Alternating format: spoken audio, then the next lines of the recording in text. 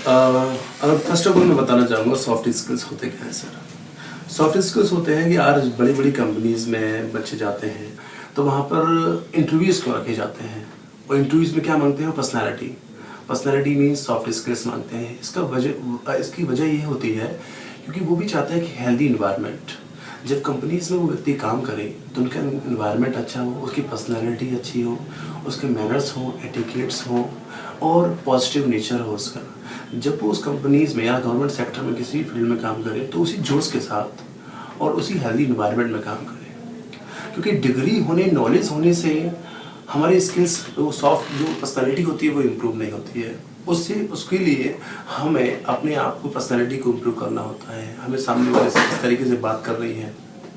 हमें किस तरीके से बिहेव करना है, किस तरीके से आंसर देना है, कंडीशंस को कैसे टैकल करना है, वो डिग्रीज में नहीं पढ़ाया जाता, वो हमारे स्किल्स में आते हैं। तो इसलिए सॉफ्ट स्किल्स का जो रोल प्ले होता है हमारी ज़िंदगी में, वो इसलिए होता है कि हम अपने हेल्दी इन्वायरमेंट और काम को अच्छे तरीके से करते रहें।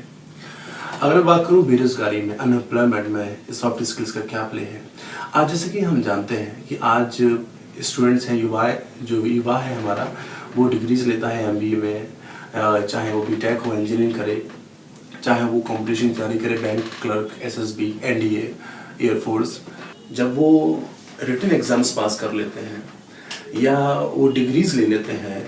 और जब वो जॉब्स के लिए जाते हैं तो वहाँ उनको जॉब नहीं मिलती है, क्योंकि वो उनकी पर्सनैलिटी इम्प्रूव नहीं होती है, उनके अंदर वो स्किल्स नहीं होते हैं और वहाँ वो अनसेलेक्टेड होते हैं। वो अनसेलेक्टेड होते हैं तो वो अनएम्प्लॉयमेंट में आ जाते हैं और फिर वो हताश होते हैं। फिर अनएम्प्लॉयमेंट ऐसे ही बढ़ता है हमारा धीमे धीमे, क्योंकि हर जगह, चाहे आप छोटी सी कंपनीज की बात करें, चाहे बड़ी कंपनीज की, एमएनसी की बात करें, हम गवर्नमेंट सेक्टर्स की बात करें, हर जगह आज हेल्दी इन्वायरमेंट और पर्सनैलिटी जिसकी इम्प्रूव होती है, हर व्यक्ति वही चाहता है। कि सरकार को क्या करना चाहिए कि अगर मैं सरकार की बात करूं स्किल डेवलपमेंट के लिए, जैसे कि सरकार ने स्कूल्स खोल रखे हैं, कॉलेजेस खोल रखे हैं, बहुत अच्छी बात है, सरकार हमारी ये काम कर रही है और बच्चे पढ़ते भी हैं काफ़ी। तो मैं गवर्नमेंट से ये कहना चाहूँगा कि गांव में, कस्बों में, क्योंकि सिटीज़ में तो कॉन्वेंट स्कूल्स होते हैं और काफ़ी का माध्यम होता है कि सिटी के बच्चे वो इम्प्रूवमेंट कर लेते हैं, लेकिन मैं गांव कस्बों की बात करूँगा जो जहाँ भी बहुत सारा युवा वर्ग रहता है, तो वहाँ गवर्नमेंट को ऐसे ट्रेनिंग इंस्टीट्यूट्स खोलने चाहिए। हम जैसे ट्रेनर्स को मौका देना चाहिए कि हम वहाँ गांव में जाएं और गांव में जाकर उनके साथ टाइम स्पेंड करें, उनको मोटिवेट करें, उनको बताएं कि आखिर आपके अंदर है क्या, आप क्या कर सकते हैं, जो टैलेंट उनके अंदर है उनको रास्ता दिखाएं और उनकी स्किल्स को इम्प्रूवमेंट करें। तो सरकार से मैं ही रिक्वेस्ट करना चाहूँगा कि सरकार ये ट्रेनिंग इंस्टीट्यूट्स उपलब्ध कराए हर कस्बे में, हर गांव में, और हम जैसे ट्रेनर्स को, क्योंकि मैं टीचर्स की बात नहीं करूँगा सर, क्योंकि टीचर्स का काम वो नहीं होता है, टीचर्स तो सिर्फ पढ़ाने का काम होता है उनको, लेकिन हमारा काम जो ट्रेनर जो होते हैं वो लाइफ का, इट मीन्स उनको आइडियाज़ देते हैं, उनकी पर्सनैलिटी इम्प्रूव करते हैं, उनकी इंग्लिश की ज़रूरत होती है, उनकी इंग्लिश को इम्प्रूवमेंट करते हैं। मैं भी यही रिक्वेस्ट करना चाहूँगा कि हमारी भी सरकार कुछ इस प्रकार से कार्य किए जाए कि ऐसे इंस्टीट्यूट्स और हम जैसे लोगों को वहाँ जाके ट्रेनिंग प्रोवाइड करने की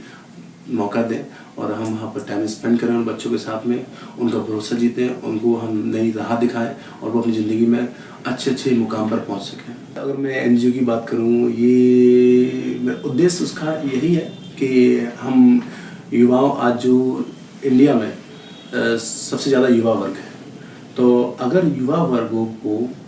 एक सही गाइडेंस मिले, सही रास्ता मिले, तो हमारा देश बहुत तरक्की कर सकता है, बहुत कुछ तरक्की कर सकता है, क्योंकि हमारे युवाओं में बहुत कुछ टैलेंट है, बहुत ज़्यादा टैलेंट है, लेकिन उनको उन टैलेंट को जगाने वाला, बताने वाला कोई नहीं है। मैं इस एनजीओ के साथ जुड़कर ये चाहता हूँ कि हम ये काम कर रहे हैं, गांव-गांव में जाकर उन बच्चों को जो अफोर्ड नहीं कर पाते हैं, जो आते हैं चले जाते हैं, बहुत युवा वर्ग है और बहुत सारी गर्ल्स हैं जिनको मौका नहीं मिल पाता अपनी ज़िंदगी को संवारने का, तो जाके हमारा एनजीओ और वहाँ जाकर मैं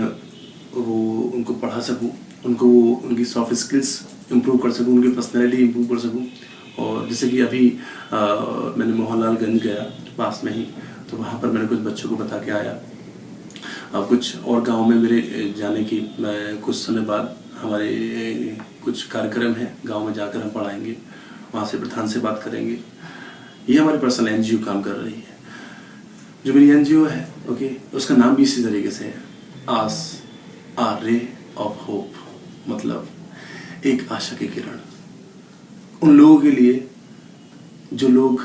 इंतज़ार कर रहे हैं कि कोई तो आएगा उनकी ज़िंदगी में बदलाव लाने,